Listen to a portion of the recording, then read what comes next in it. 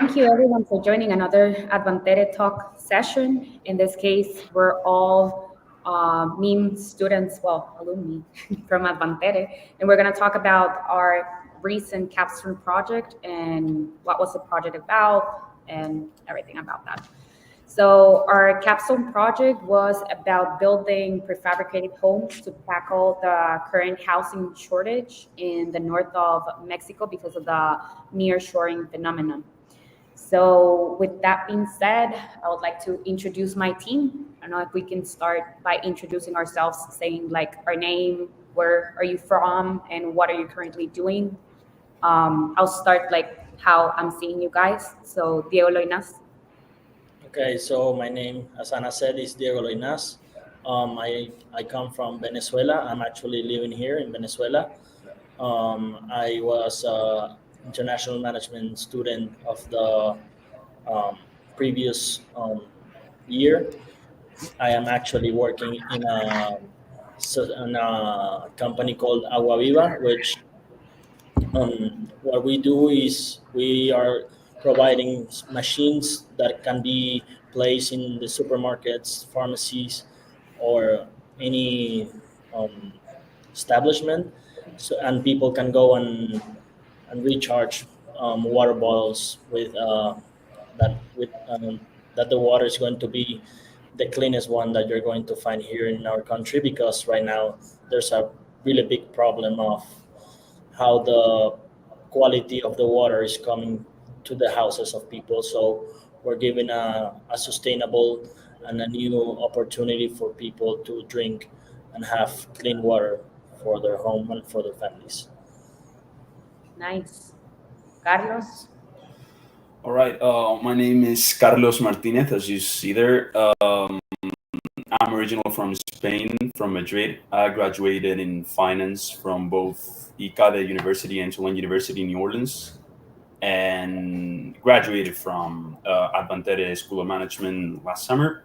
And I'm currently working for FCC Construction. It is one of the biggest construction companies in the world, and I'm based in the United Kingdom. And I'm currently working as a finance and administration officer, developing the A465, which is one of the most important highways in Wales. And yeah, that's pretty much me. Nice, thank you. Pablo. I'm Pablo Corral. I'm from Mexico City. I graduated from Endicott College in Sports Business in Boston, Massachusetts, and from International Management at Advantere. I'm currently living in Spain, and I'm involved in a couple of processes in the sport industry. And that's it. Your next view. Hello, good evening. My name is Diego García, as you can see there. I am from Venezuela, but I'm currently living in Spain. I did a degree in economics at the University of Vigo, and as all of my colleagues, I was an alumni of Advantere last year. I graduated from MIM. I am currently working in entity data as a business consultant in the risk and compliance department. So we're kind of fighting against money laundering and all that stuff. That will be me. Nice. And I am Ana Portillo. I graduated from Strategic Communications in El Salvador. I am from El Salvador. And then I graduated recently last summer at Advantere School of Management at the Master in International Management. I am currently working at a startup in El Salvador. The name is Voxful Technologies, and we do logistics like logistics for e-commerce. We do fulfillment, we do shipping same day and next day shipping, and we do smart lockers shipping in El Salvador and building something hopefully for the region. So I'm currently operations manager for that. And as you can see, we're a very multicultural team coming from different backgrounds, different nationalities, and that led us to make a very good project on our Capstone project on prefabricated homes. So let's talk about a little bit of the project itself. What worked in the project, I would say that first of all was that we are very from different backgrounds, and that was very rich to give insights on the project. I don't know if you want to say like any ideas, say like 3, 5 ideas of what worked in our project. Yeah, sure. I think I can start off if you want. For me, the most probably the biggest takeaway that I take from the project is the idea that at the same, you can have a positive impact on your community or any community in the world, and at the same time you can be profitable. Because it is true that nowadays, well, there's this huge topic and controversy regarding being profitable, at the same time having a huge impact on your community, doing good for your community. And I think that if you navigate the opportunity in this scenario properly, you can have both. And this is, I believe, our project was pretty solid on that standard. And if it was to be carried out, I think we would have a huge impact on the Mexican community and at the same time the American community, because we tend to talk about Mexico when it comes down to our project, but at the same time we're also having a positive impact on the American community. At the same time, if you look at our financial statements and projections, obviously they're not official statements because they're just forecasting and projecting our results. But I believe we would have a very, very positive result economically speaking, and also when it comes down to the good that we're doing to the community. Yeah, adding a little bit of what Carlos said, and as we learn a little bit in our time in Georgetown, we also got the opportunity to get to know some investment funds that are really specific on sustainability and in social impact. So understanding that, as Carlos said, this project can be good to the community but also profitable, we got the opportunity to know that there are people really interested in investing in this type of projects. So I think if we wanted to get this done, we were going to get the financing. Yes, definitely. In addition to what you both said, I think it was also crucial for our project that we understood our clients and the communities and what they actually needed. And in addition to that, we also understood that we wanted to took advantage of the nearshoring phenomenon, but we needed to do a lot of pivoting during our project because there were a lot of things that we did not think of and needed to be resolved as quickly as possible. So pivoting in crucial times is important, and taking critical decisions as well. Well, if something to add, like I completely agree with what Carlos said about the profitability and the impact that the houses will have in the population of Mexico. Another insight is like Mexico is a really nice place at the moment to invest and to do this kind of projects because, as Pablo said, the nearshoring.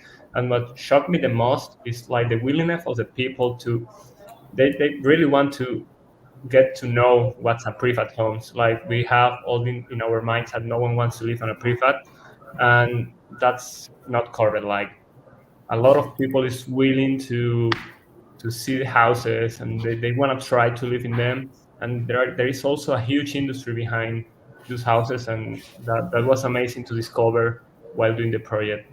That's pretty nice. Yeah, of course. And I share all of your ideas too. And I would like to mention that we were able to build not only something that was sustainable and beautiful for the communities, but also something that was feasible, viable, and profitable, as Carlos mentioned.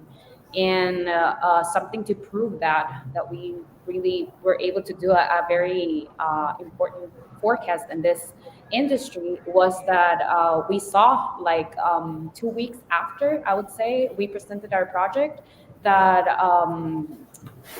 China was investing in this type of projects in Mexico. I don't know, Pablo, if you want to add something on that. Yes, definitely. After doing our project, we found out like the specifics of the investment of China, and it was actually almost exactly as our initial project, which was directed to the people of the north of Mexico, more specifically in Nuevo León, and close to the city of Monterrey, which all the manufacturing companies are arriving there. So it was like a huge impact for us that it was actually something uh, that we did not just invent in our minds, but actually was uh, like a necessity for the people.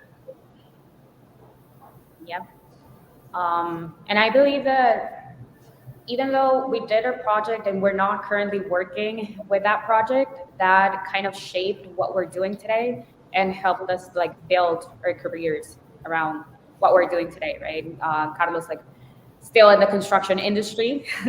He was already when we built the project, and that kind of gave a good insight on what we were building. But he decided to build his career around that same industry, and then both Diegos are kind of in the financial sector, and well, Pablo and me were building around operations and all like the rest of the industry. So even though we're not like kind of doing that right now, it really shaped what we're doing today and what we want to project in our future. So I believe it was a good practice, right? Yeah. I don't know if you want to add something else in the what worked. I guess our team was pretty good. Yeah, Yes, it was. Yes, it was. We had fun. Organization wise, we were, I believe, great. Okay. Yes, we're very efficient, and Yeah, we did in 3 months what it usually takes like 6.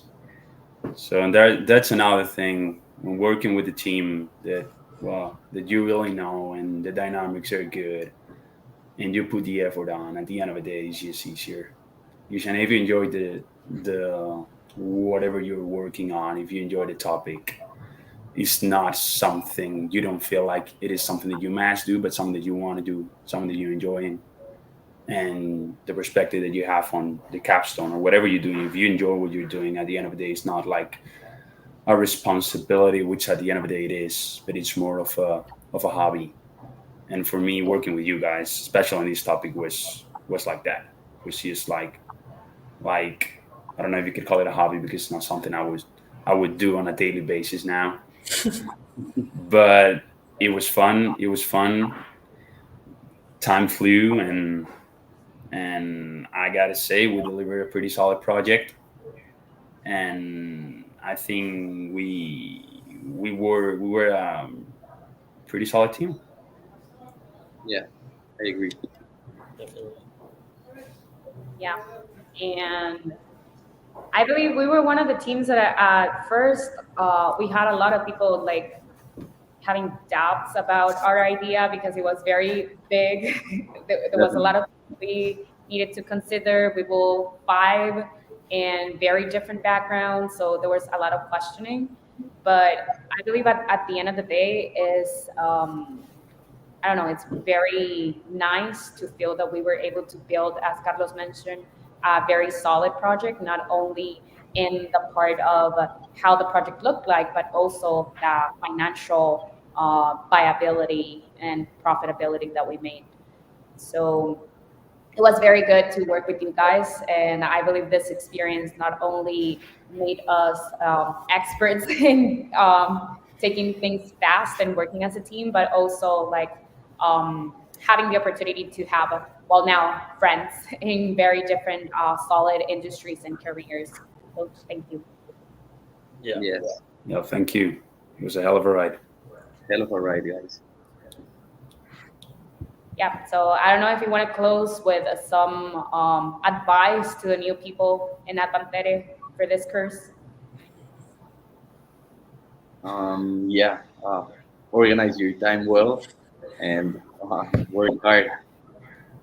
Yeah, work Well, hard and yeah, go on, Find a bro. good team. well, I just want to say that if you got something in your mind and you see that's feasible, just believe in the process. As Anna was saying, that at the beginning it was quite hard for us. No one believed that we could manage to do this, but somehow we did, and it was because we believed that this was possible. So just struggle and believe in your team, believe in yourself, and somehow things get done. Yeah, I would say just make friends. At the end of the day, that will come naturally. Make friends, enjoy every single day because time flies by. And same like yesterday when I entered Advantere actually, and I'm already working in another country.